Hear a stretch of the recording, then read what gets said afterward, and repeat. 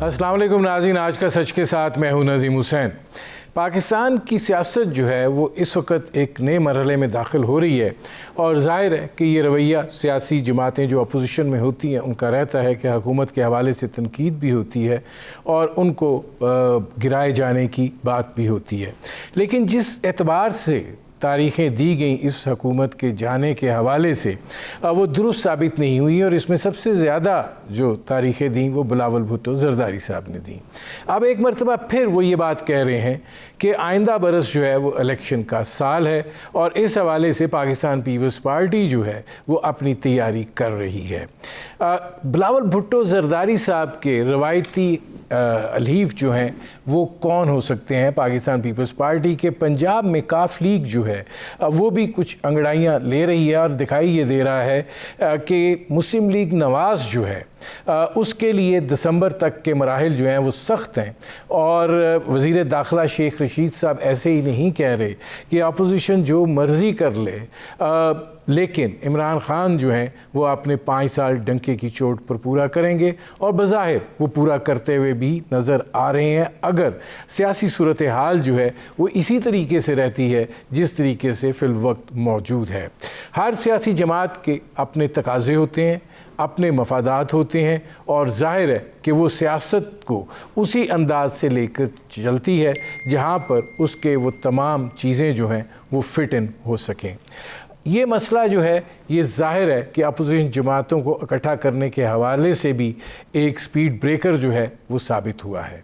अब देखना ये है कि क्या ये जो अब गुफ्तगू की जा रही है और जो अर्ली इलेक्शंस की बात की जा रही है इसमें किस हद तक जो है वो जान है और अगर बिलावल भुट्टो ज़रदारी साहब ये बात कर रहे हैं तो वो क्यों कर रहे हैं? क्योंकि अगर ये बयानिया भी तस्लीम कर लिया जाए कि महंगाई बहुत शदीद है, जो कि यकीनन है, लेकिन आवाम जो है वो इस महंगाई के ख़िलाफ़ बाहर निकलने के लिए तैयार दिखाई नहीं देते हैं, उस तरीके से एहतजाज करने के मूड में भी दिखाई नहीं देते हैं, जो कि अगर तकलीफ़ जो है वो अज़ियत में बदली हुई है।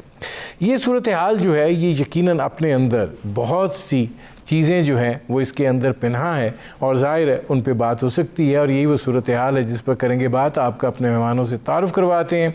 हमारे साथ मौजूद हैं सेंटर कामिल अली आगा साहब, मुस्लिम लीग काफ से उनका ताल्लुक़ है। हमारे साथ मौजूद हैं कादर मंदोखेल साहब, पाकिस्तान पीपल्स पार्टी के रहनुमा हैं और हमारे साथ मौजूद हैं सेंटर कामरान मुर्तज़ा साहब, जमीयत उलमा इस्लाम फजल रहमान से उनका ताल्लुक़ है। कादर मंदोखेल साहब, आपसे मैं इसलिए शुरू करना चाह रहा हूँ कि जैसे मैंने कहा कि बिलावल भुट्टो ज़रदारी साहब गुज़श्ता दिसंबर की बात कर रहे थे, अब अगला दिसंबर आने में जो है 5-6 महीने रह गए, अब वो अगले बरस को इलेक्शन का साल करार दे रहे हैं। आपको दिखाई देता है कि जिस तरीके से एक मुल्क के अंदर सियासी माहौल है इसमें हुकूमत को कोई परेशानी लाहक है कि वो 1 साल पहले इलेक्शन करवाने चल पड़े? देखिए, इलेक्शन तो हुकूमत की तो ख्वाहिश होगी कि वो 5 साल पूरे करे और अगले 5 साल की भी उम्मीदें बांध लें, लेकिन जिस तरह मुल्क की हालात चल रही है, आप अपने इंट्रो में आपने कहा कि पंजाब में काफ लीग भी जो है ना अंगड़ाइयाँ ले रही है और ख़ुद PTI के अंदर नूर आलम खान साहब की स्पीच, दूसरे लोगों की स्पीच आप कौमी असम्बली में आपने भी सुनी होगी। फिर उसके बाद अगर आप पंजाब की सूरत हाल देख लें या बलूचिस्तान की सूरत हाल देख लें, अल्हम्दुलिल्लाह ये तो मैं दावे के साथ कहता हूँ कि आइंदा बलूचिस्तान में हुकूमत तो पीपल्स पार्टी हुई है, तो सबको नज़र आ रहा है और हमें तो पहले से पता था। पुख्तनख्वा में भी हमारी इत्तेहादी हुकूमत होगी इंशाअल्लाह। सिंध में तो अल्हम्दुलिल्लाह हम पहले से बैठे हुए हैं। पंजाब की भी यही सूरत हाल है। अब सवाल क्या है, जो बिलावल भुट्टो साहब बार बार ये बात कर रहे हैं कि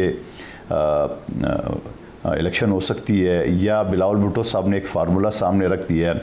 बदकिस्मती से मुस्लिम लीग नून की एक ऐसी पॉलिसी है कि वो सिर्फ बादशाह सलामत को महफूज करने के लिए वो कुछ भी कर सकती है और करती आ रही है आपके सामने। अब सवाल ये है कि 7 सीटों पे, कामिल अली आगा साहब को पता होगा, 7 सीटों पे पंजाब हुकूमत खड़ी है और 4 सीटों पे वफाकी हुकूमत खड़ी है। अभी मैं बाकी काफ लीग की बात नहीं कर रहा हूँ, दूसरे लोगों की बात नहीं कर रहा हूँ। आप सिर्फ आप जहांगीर तरीन को ले लें कि उनके पास 32 MP और 8 MNA, तो जो उसने शो किए वो लोग मौजूद है, जो अंडरग्राउंड है वो अलग है।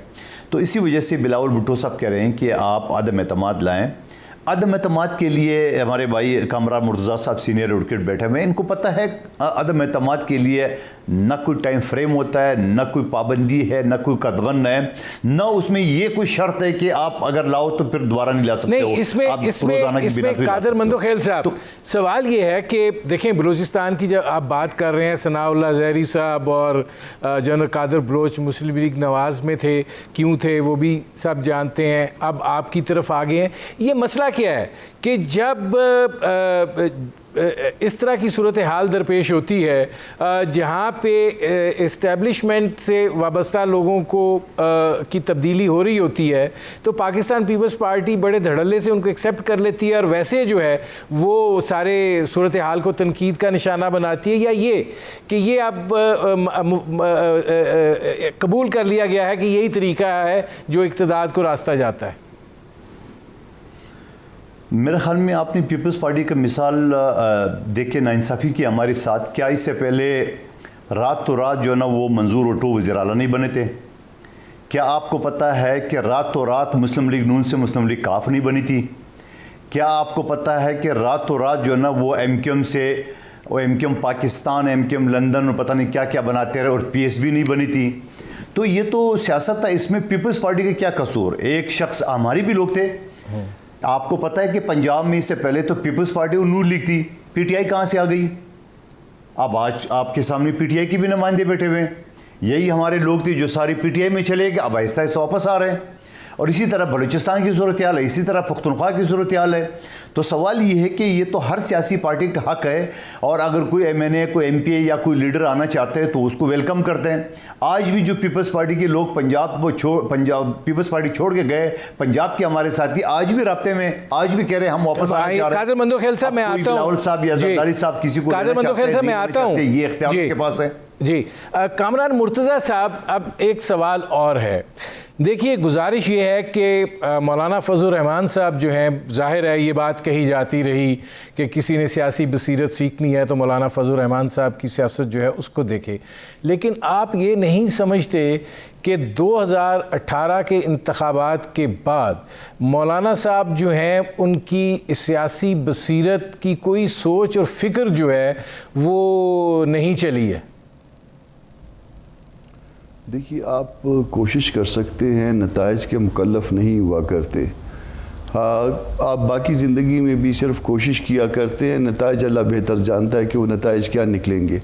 मगर एक चीज़ आप जहन में रखिए या इसको एग्जामिन करिए, 2018 से पहले वाली JUI और 2018 के बाद वाली JUI, उससे पहले मौलाना साहब का कद, उसके बाद का मौलाना साहब का कद, ये आप सियासी तौर पे जब एग्जामिन करेंगे तो आपको इसमें एक वाज़े नज़र आएगा, आपको इस्टेब्लिशमेंट के ख़िलाफ़ एक जद्दोजहद नज़र आएगी। ठीक है, आप उसको ये कह सकते हैं कि प्रैक्टिकली आप कामयाब नहीं हुए, आप नताइज नहीं दे सके, आप ये कह सकते हैं कि जो आपने डेट्स दी हैं वो गलत हुई हैं, मगर मुमकिन है कि हमारे साथ धोखा हो, मुमकिन है कि हमारे साथ धोखे से झूठ बोल के हमें इस्लामाबाद से वापस भिजवा दिया गया हो।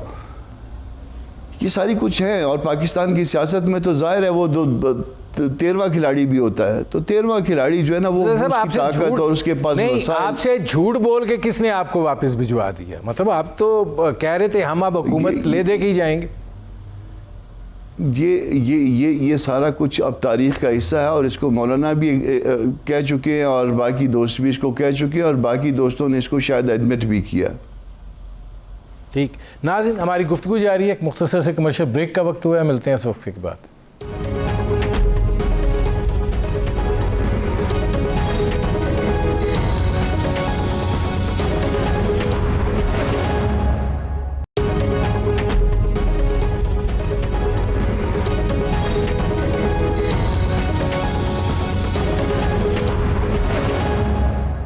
Welcome back. अच्छा, कामिल अली आगा साहब, ये फरमाइएगा कि बिलावल भुट्टो जरदारी साहब बात कर रहे हैं जल्द इंतखाबात की, यानी एक साल, अगला साल वो समझते हैं कि इंतखाबात का साल होगा। मुस्लिम लीग काफ जो है वो भी कुछ तैयारी में जो है वो लगती है। और आप क्या समझते हैं कि मुस्लिम लीग नवाज़ के जो मामलात हैं दिखाई यही देता है कि फ़ासला जो है वो बरकरार रहेगा और उसमें कोई तब्दीली जो है एज सच मुमकिन नहीं है, तो काफ लीग समझ रही है कि वो एक पीपल्स पार्टी के साथ एक फितरी इत्तेहादी हो सकती है और पंजाब के अंदर जो है वो बेहतर पोजीशन इख्तियार कर सकते हैं? देखें, पॉलिटिक्स के अंदर नदीम हुसैन कोई हर्फ आखिर नहीं होता। कल क्या सिनेरियो क्रिएट होता है, क्या नए हालात होते हैं, किस किस्म के अलाइंसेस क्रिएट होते हैं, और उन हालात के अंदर हर पार्टी को हक हासिल होता है कि वो अपनी स्ट्रेटजी को बेहतर बनाने के लिए और बेहतर अलाइंसेस के ज़रिए इलेक्शन में उतरे। तो अलाइंसेस तो पाकिस्तान की सियासत का हिस्सा है, इससे कौन इनकार कर सकता है कि किस पार्टी के साथ उसका कोई तल्लक वास्ता अगले इलेक्शन में नहीं होगा। ये तो हुकूमती पार्टियां भी अपनी स्ट्रेटजी बनाएंगी और अपोजिशन की पार्टियां भी अपनी स्ट्रेटजी बनाएंगी। और आप देख रहे हैं कि ये जो हालात बने और जिस तरीके से ये सारी एक अलायंस बना हुआ था और वो तितर बितर हुआ, तो ये तो सारी चीज़ें जो है ये पाकिस्तान की पॉलिटिक्स नहीं, दुनिया की पॉलिटिक्स का हिस्सा होती हैं। और रही बात कि ये आइंदा इलेक्शन जो है वो बिलावल भुट्टो साहब कह रहे हैं कि बहुत जल्द आ रहे हैं, ये स्ट्रेटजी होती है हर पॉलिटिकल पार्टी की कि वो अपनी जमात को किस तरीके से मुनज़्ज़म करते हैं और कि किस तरीके से किस वक्त उनको ज़रूरत महसूस होती है कि वो अपने वर्कर्स के अंदर एक नई जहद डालें और नया एक मोटिवेशन करें। तो मेरे ख्याल में वो जो कुछ कह रहे हैं एक अपनी पॉलिटिकल स्ट्रेटजी के तहत कह रहे हैं। कामिल अली आगा साहब, मैं आता हूं। अभी कंटोनमेंट बोर्ड्स के इलेक्शन हो रहे हैं, अगले चंद महीनों में बल्दियाती इलेक्शन आने वाले हैं और उसके बाद फिर जनरल इलेक्शन की कैंपेन शुरू हो जाएगी। इसलिए मेरे ख्याल में ये पॉलिटिकल मोटिवेशन की बात हो रही है और इसमें मेरे ख्याल में कोई मैं कामिल अली आगे साहब आता हूँ। कादर मंदोखेल साहब, ये फरमाइएगा कि जाहिर है आप एक अपोजिशन पार्टी हैं और जब अपोजिशन की बात होती है तो उसने एक अमली काम भी करना होता है। महंगाई मुल्क के अंदर है, बेरोज़गारी मुल्क के अंदर है, लेकिन आप समझते हैं कि अपोजिशन पार्टियां जो हैं इस माहौल को हुकूमत के ख़िलाफ़ इस्तेमाल करने में कामयाब हो सकी हैं? अगर नहीं हो सकी हैं तो क्या इसकी वजह यह है कि अवाम का एतबार ही नहीं है? आप नहीं, ऐसी बात नहीं है कि अवाम का एतबार नहीं है। आप इससे पहले भी हुकूमतों में देख ले, आप शहीद जुल्फ़िकार अली भुट्टो साहब के दौर से देख ले, फिर उसके बाद हुकूमतों का देख ले, बीबी शहीद का दौर देख ले, या पिछले नवाज शरीफ साहब का दौर देख ले, तो हर पार्टी में जब हुक्मरान पार्टी होती है तो उसके बाद जो बाकी जो पार्टी जो हुकूमत में नहीं होती है वो एक अलाइंस बनाती है और एक मुत्तफ़क़ा मुश्तरका जो है ना वो जदोजहद करती है। तो वो चीज़ तो है, लेकिन बदकिस्मती हमारी ये है, बल्कि पाकिस्तान की आवाम की ये है कि इस वक्त अगर पंजाब हुकूमत 7 सीटों पे और वफाक 4 सीटों पे है, वहाँ मैंगल सब निकल चुके हैं उनसे, MKM उससे नाराज़ है, ख़ुद PTI के MNA कौमी असम्बली में स्पीच से उनका ज़ाहिर हो रहा है कि हुकूमत पे क्या तनकीद कर रहे हैं। मैं मुस्लिम लीग काफ की बात नहीं कर रहा हूँ, मैं जहांगीर तरीन साहब की बात नहीं कर रहा हूँ, तो ख़ुद उनके अपने सफ़ों में दराड़ी, यानी 4 सीटों पे बनने वाली हुकूमत का, और फिर भी हम अगर उसको कुछ नहीं कर सके तो यकीनन ये हमारे अंदर कमज़ोरी है, अपोजिशन के अंदर कमज़ोरी है कि हमने एक एजेंडा लेके बैठा हुआ है कि जी अगर फ़लाँ मेरे काम करेंगे तो मैं साथ दूंगा, अदरवाइज़ नहीं दूंगा। तो ये तो आपको नज़र आ रहा है सारा, ये आपको नज़र आ रहा है।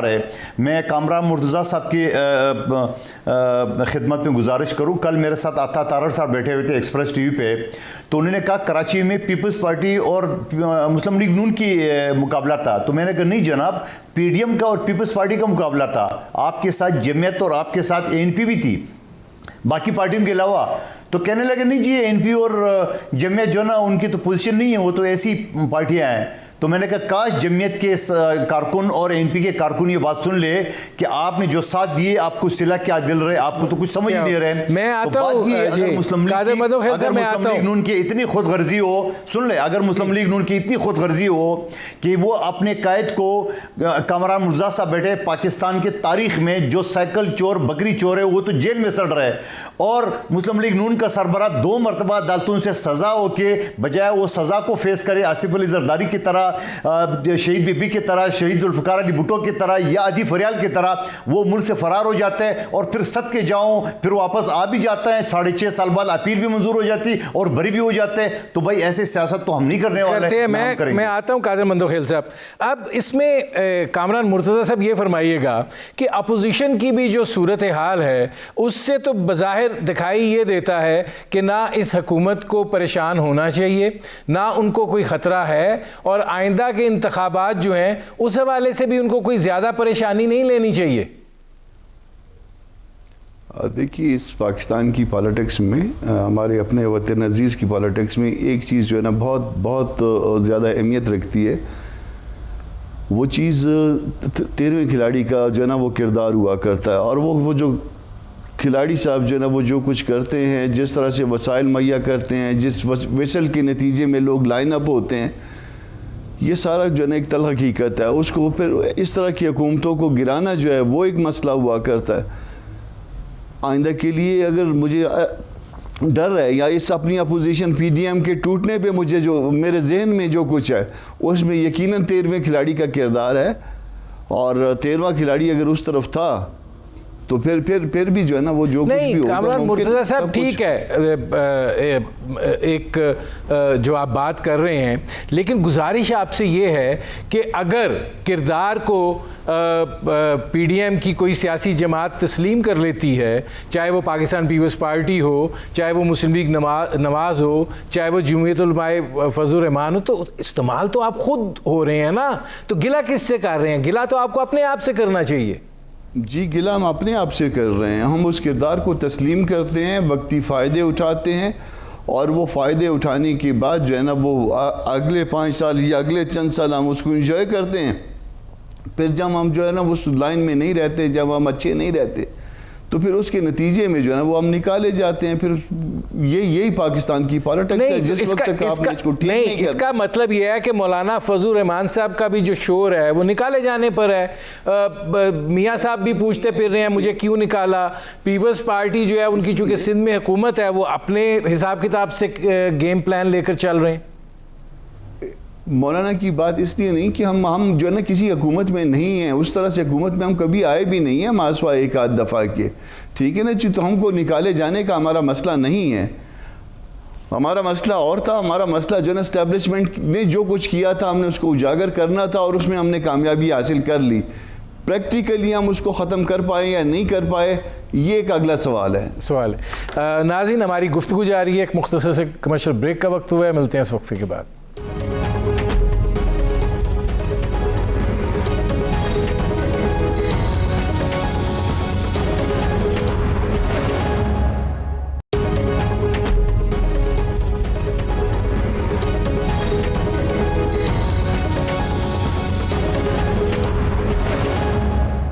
Welcome back. अच्छा कामिल अली आगा साहब, अब 2 सवाल हैं। पहला सवाल ये है कि ज़ाहिर है अपोजिशन जो है वो इस वक्त मुनक़सिम है। पंजाब की हुकूमत, जैसे कादर मंदोखेल साहब कह रहे थे कि वफाक और पंजाब ये 4 और 7 वोटों का मामला है।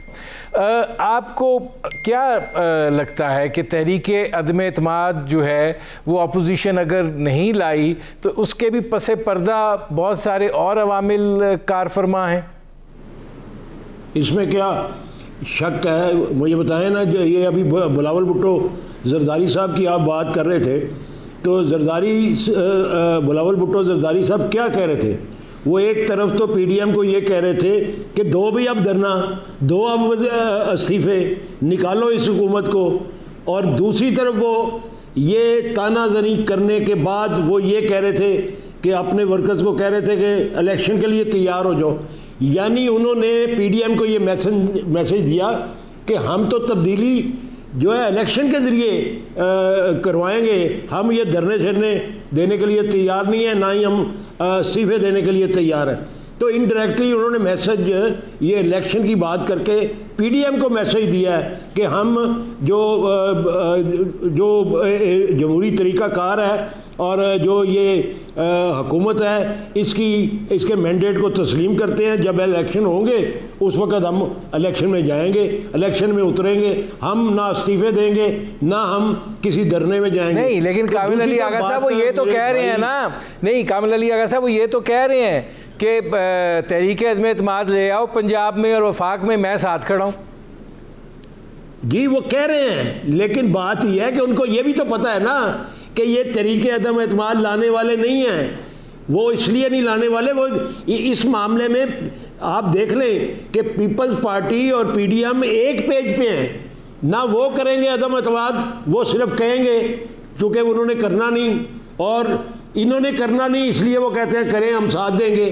तो ये सारी चीज़ें ये जो हैं वो रोज़े रोशन की तरह यहाँ हैं। जो जिस जगह पे खड़ा है लोग भी समझते हैं कि वो किस तरीके से खड़ा है और कितनी अपोजिशन करनी है और कितनी हुकूमत करनी। ज़ाहिर है पीपल्स पार्टी का अपना इंटरेस्ट है, पीपल्स पार्टी की हुकूमत है, वो क्यों ये धरने में जाएं, क्यों इस्तीफ़ों में जाएं। वो सिंध के अंदर उनकी मजबूत हुकूमत है, उसको ख़तरे में क्यों डालें। कोई गवर्नर राज की बात अगर शुरू हो जाए तो फिर वो उनको लेने के देने पड़ जाएंगे। तो इसलिए मैं समझता हूँ कि ये सारे हर कोई अपनी अपनी जगह पे, बाकी मौलाना की सियासत जो है वो बिल्कुल एक ऐसी सियासत है, वो बड़े ज़ीरक इंसान है और वो भी सियासत जो करते हैं वो भी इस्तेमाल होने वाले नहीं हैं।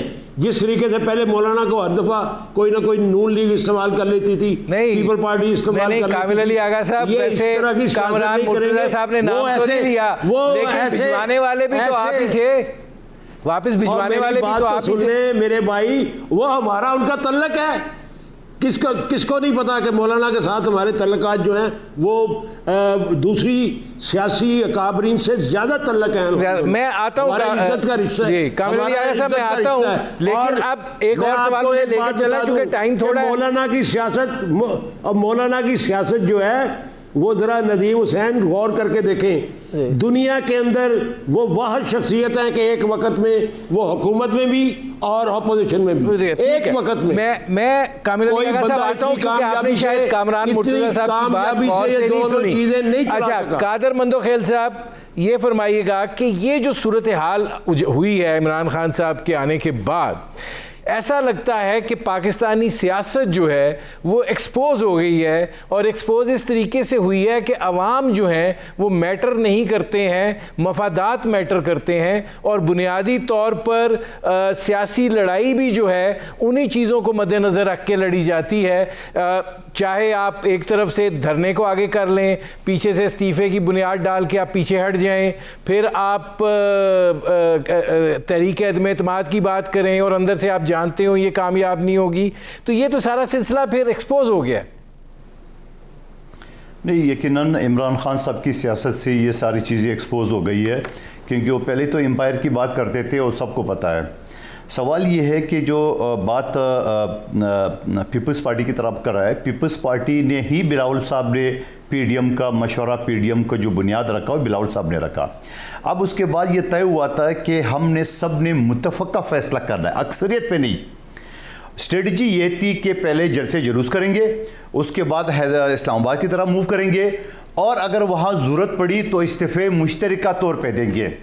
अब जब आपको पता है कि जो मुस्लिम लीग नून ने इस्तीफ़े इकट्ठे किए और गलती से या जानबूझ के 2 इस्तीफ़े स्पीकर साहब के पास चले गए, तो मरियम नवाज साहिबा ने कहा कि जाए मैंने स्पीकर के मुंह पे इस्तीफ़े मार के आओ। मुंह पे क्या मारना था, वो पाँव पड़ गए, बोलो भाई गलती से आपके पास आ गए, वापस करो। उसके बाद मुस्लिम लीग नून को पता चल गया कि भाई हमारे लोग तो इस्तीफे नहीं देने वाले हैं। उन्होंने पीपल्स पार्टी के ऊपर जोर दिया, आप इस्तीफे दो। मौलाना नूरानी साहब का बेटा है जिसके पाकिस्तान में पूरा काउंसलर भी नहीं है, वो भी शोर मचा रहा था। तो बिलावल भुट्टो साहब ने यह कहा कि हमारा ये तय हुआ था तो नहीं कीजिए, आप एक पार्टी हो, हम 10 पार्टी है, हमारी अक्सरियत है। तो कहा नहीं, अक्सरियत की बात नहीं हो रही थी। फिर यही पीडीएम की जमातें यही मुस्लिम लीग नून जो पीटीआई की हुकूमत ख़त्म करने पे तुली हुई थी, पंजाब में मुका करके सीटें आपस में बांट दी पीटीआई और मुस्लिम लीग नून ने।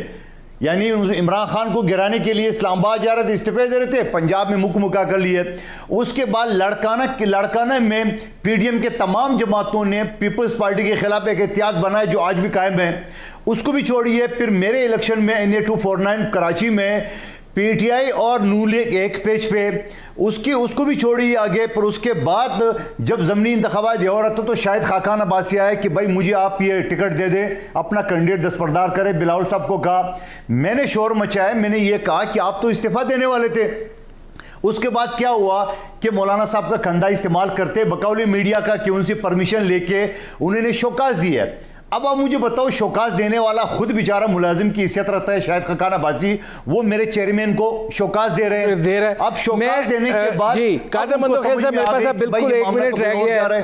जी कादर मंदोखेल, मेरे पास 1 मिनट रह गया और ये मैं कामरान मुर्तज़ा साहब को देना है। कामरान मुर्तज़ा साहब, इसका मतलब है कि ये अपोजिशन, हुकूमत, ये खेल जो है ये समीउल्लाह से कलीमुल्लाह जारी रहेगा, होना वाना कुछ नहीं। नहीं, देखिए इसमें ऐसा है कि हम अभी अगले सफ़र की तरफ रवाना है। पाकिस्तान की जो पॉलिटिक्स है वो अगली सीढ़ियाँ चढ़ रही है। पाकिस्तान ख़ुद भी तरक्की की अगली सीढ़ियाँ चढ़ रहा है। मुमकिन है कि कभी हम नज़रियाती तौर पे इस काबिल हो जाएं। इसमें हो सकता है साल लगे, हो सकता है 10 साल लगे, हो सकता है इससे ज़्यादा लगे। बहरहाल हमारी एक जद्दोजहद है और उस जद्दोजहद के नतीजे में हम एक अगली नस्ल को एक बेहतर पॉलिटिक्स, एक बेहतर पाकिस्तान देना चाहते हैं। ठीक है, मेरे प्रोग्राम का वक्त ख़त्म हो रहा है। बहुत शुक्रिया सेनेटर कामरान अली आगा साहब, बहुत शुक्रिया कादर मंदोखेल साहब, बहुत शुक्रिया सेनेटर कामरान मुर्तज़ा साहब। नाज़रीन, आपने हमारे पैनल के शुरका की गुफ्तगू सुनी। अब तक के लिए इतना ही, इजाज़त दीजिए। अल्लाह हाफ़िज़।